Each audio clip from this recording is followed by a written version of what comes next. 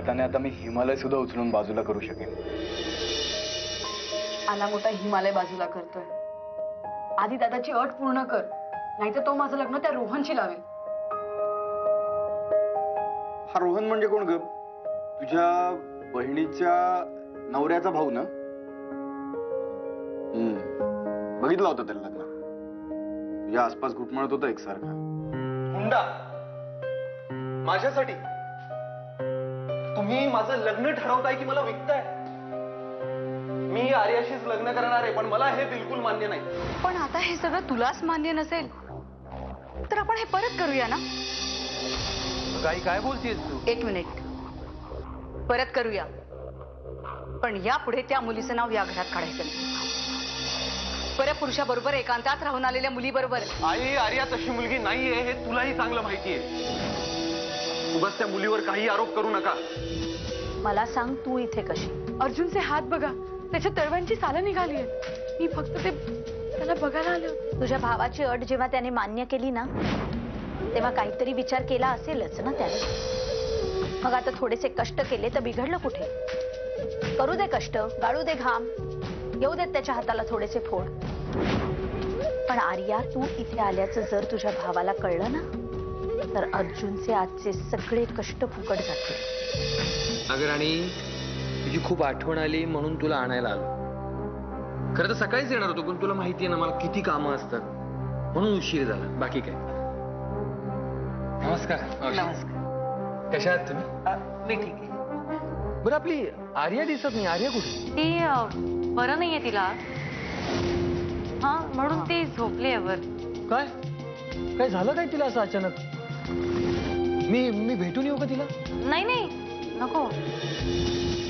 म्हणजे झोपली असेल ना ती. नेमकं झालं काय तिला?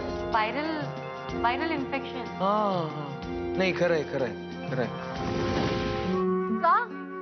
मी काम केलं तर काय हरकत आहे? असं मेल शॉपिंगसारखं का बघतोस? कसा? सॉरी, मला तुझी शाळा घ्यायला लागेल. म्हणजे असं टिपिकल पुरुषांसारखं का बघतोय? नाही आवडणार मला माझ्या बायकोने कुठे असं काम केलेलं. काय? नाही आवडणार मला कुठे काम केलेलं. कोणी? माझ्या तुझ्या? मावशी, आर्याला नीट समजावून सांग. काय म्हणालीस? काही नाही, चला निघूया आपण. येते. मावशी येतो. हो. माझी काळजी नको करू. आपल्या प्रेमासाठी मला काहीही सहन करायला लागलं ना, तरी मी ते करायला तयार. बरा झाला वाटतं तिचा ताप. काय होतं हिला? हा, व्हायरल इन्फेक्शन नाही का? बरं झालं वाटतं. आज ना तो ज्याने आपल्या लग्नातून हिला उचलून नेली होती, याच्यासोबत ही रात्रीची इथे काय करते? अहो, बस का?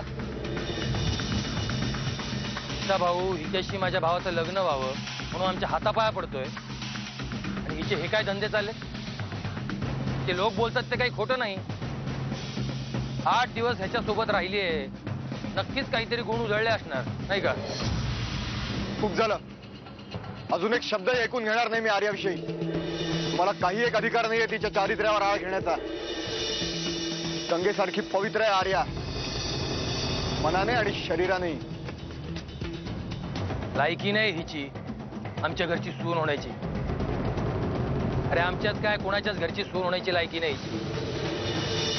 बेशरम.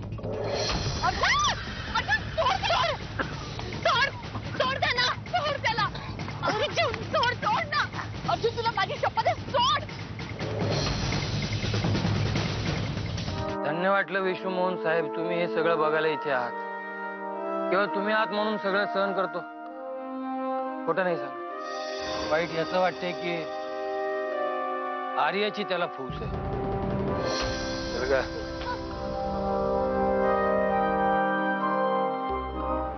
गाडीत बस.